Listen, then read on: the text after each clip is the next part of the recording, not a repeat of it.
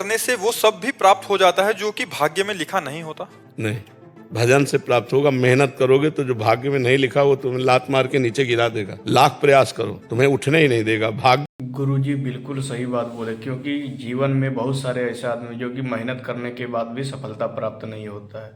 तो उसका सबसे बड़ा मुख्य कारण है कि आपका भाग्य में लिखा जितना है उतना ही मिलता है, लेकिन उससे भी बड़ी बात है कि आपको समय के अनुसार मेहनत करते रहना चाहिए, जिससे कि आपको सफलता प्राप्त होगी। आइए हम लोग दूसरा क्लिप को सुनते हैं। अगर भाग्य में लिखा है तो कोई प्रयास ना करो, वो अपने आप मिल जाएगा। लेकिन आइए हम लोग जानते हैं कि गुरु जी के अनुसार नए भाग्य की रचना कैसे की जाती है। लेकिन भाग्य को रौंद करके और नए भाग्य की रचना एक कर्म से नहीं होती है, भजन से होती है। अगर आध्यात्मिक भजन नहीं है, तपस्या नहीं है, तो इतनी बड़ी सामर्थ्य इन साधारण कर्मों में नहीं है कि तुम्हारे कर्मों को मिटा करके नए भाग्य की रचना कर दे। ये साधारण।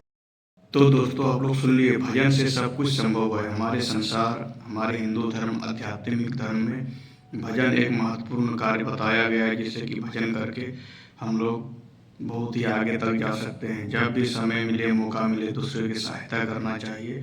ये हमेशा गुरु जी बोलते हैं। आप लोग भी प्रेमानंद जी महाराज का वीडियो देखते हैं, हम भी देखते हैं। जितना हमको समझ में आते हैं उतना हम रिएक्शन देके आप लोगों को बताते हैं। अब आप नए भाग्य की रचना कर सकते हैं। जैसे किसी को दिखाई देता हो कि ये भजन नहीं करता है, पापाचरण करता है, तो बहुत मेहनत करता है और सफल होता चला जा रहा है, तो अपनी मेहनत से नहीं सफल हो रहा है।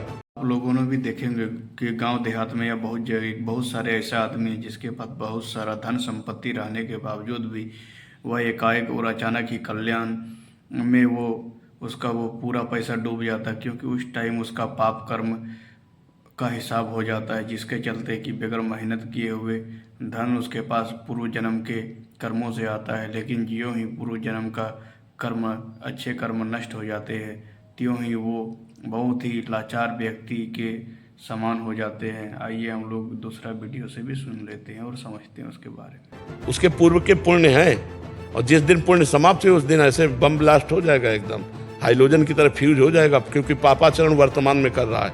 पूर्व का पुण्य खर्चा हो गया, तो जिस समय वर्तमान का पाप और पीछे का पाप जुड़ेगा, उस समय ब्लास्ट हो जाएगा, सब मिटिया मेट हो जाएगा। एक आदमी